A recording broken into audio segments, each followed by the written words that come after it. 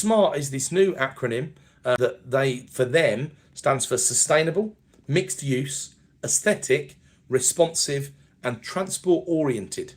So aesthetic, they're arguing that beauty is the key to unlocking planning permission. People don't object to new housing, they object to ugly housing, they say.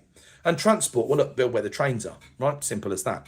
I usually roll my eyes at the idea of beauty in policy documents, possibly because I'm not very beautiful, but it's very subjective and it usually means more expensive to build.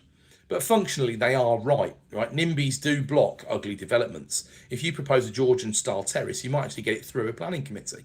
If beauty is basically a bribe to get planning consent or a proxy for support, then you've got to use it. What about street votes and local power? And this is the controversial bit. The report pushes for street votes, allowing individual streets to vote on whether they want to densify, add a storey to their houses or fill gaps in or whatever, in exchange for a share of the value uplift.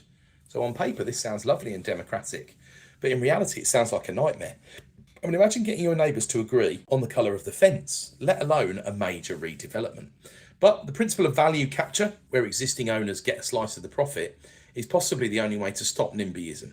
If Mrs. Miggins at number 42 gets a 50 grand cheque because the street allowed a new development, she might stop objecting. In a world beset with viability issues, however, where does the money come from for this? What about the tall building ban? Well, the report essentially calls for a moratorium on tall buildings unless they can prove they're absolutely necessary.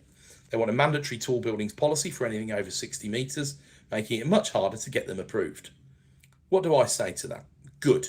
As a portfolio landlord, I see the disaster of modern high-rise maintenance every day.